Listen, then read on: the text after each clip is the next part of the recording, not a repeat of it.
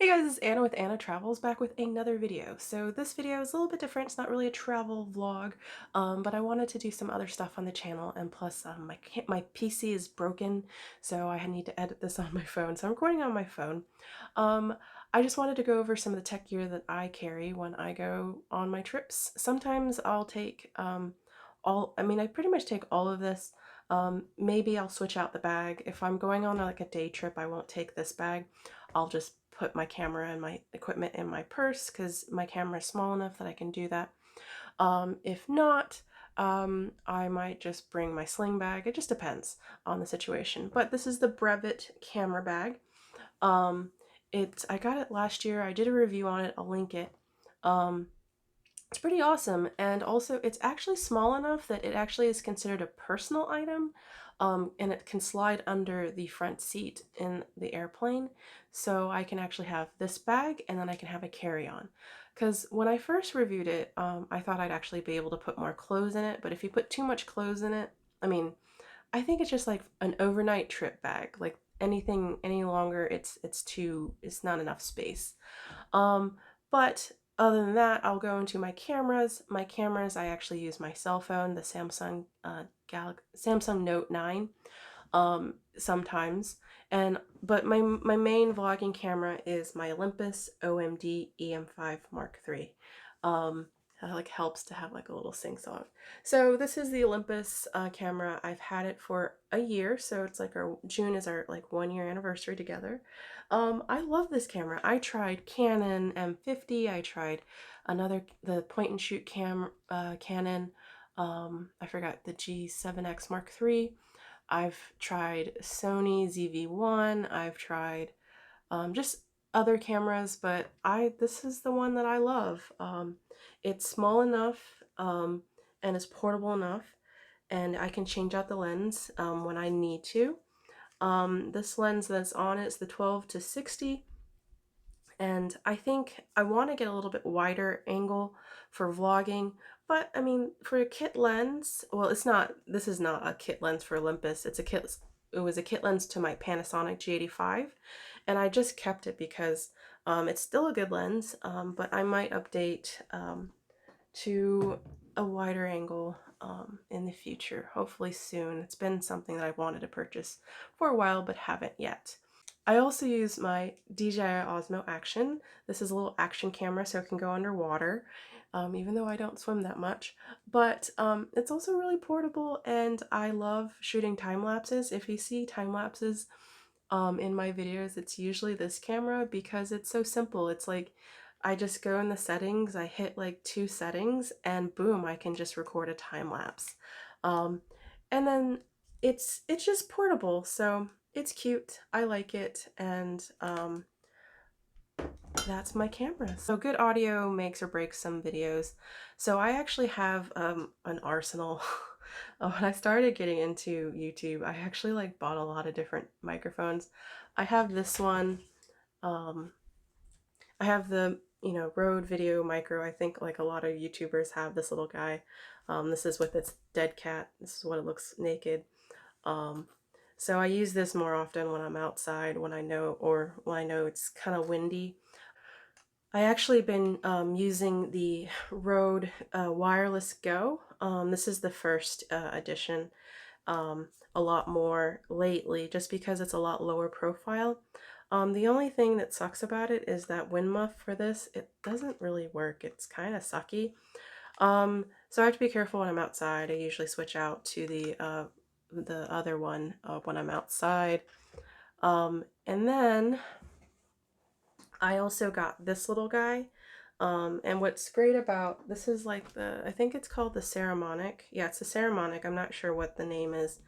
I use it. It's just easy to plug in, and it's pretty low profile. And then also when you're shooting video, you can turn it around. Unfortunately, I don't use this as much anymore. The audio jack got messed up in my Olympus, and so I have to use a cable to plug into the micro SD. This is the cable. so that I can actually get audio. It stopped, like, it won't record on the left audio side. And I sent it to Olympus and they didn't fix it. And I just was like, ugh, I'm like, I know they're more photography, so I don't think they actually like read the issue I was having.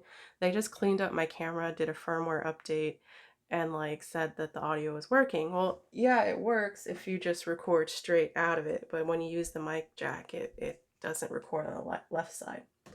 But whatever, it's still a good camera. I have a quick fix, so I haven't really, been bothered by it. Batteries, I have 3 spare batteries. One's in the camera, of course. A little quick tip is label your batteries.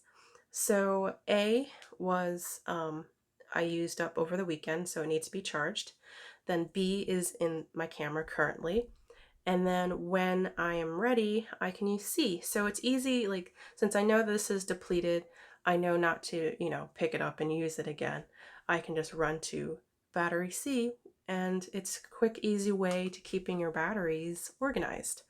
I do have a portable charger too. I actually don't know where it is. I need to find it because I like keeping my main Olympus charger at home, so I don't lose it. But yeah, but also talking about charging, I also keep a power bank on me for phones.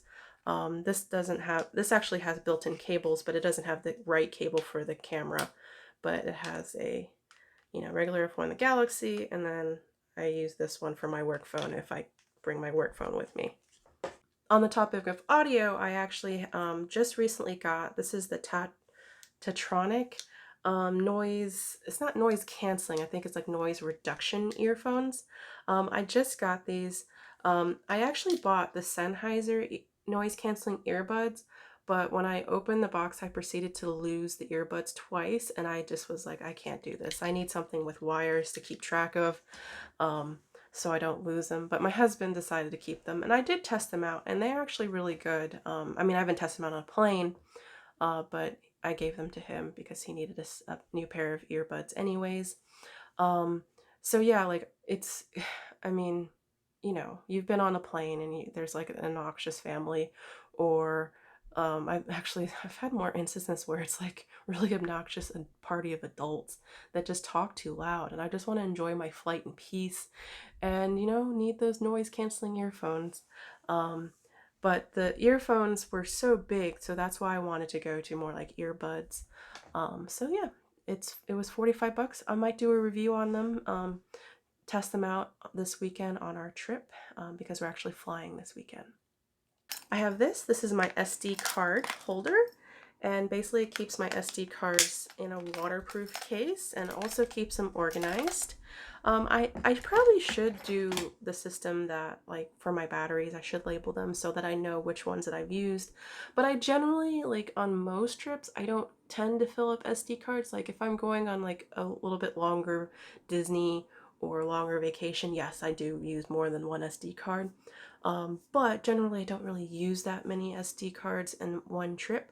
What I do on longer trips is that I will have multiple SD cards, of course, and then I'll record, all my footage on that one. Once it fills up, um, I don't use it again.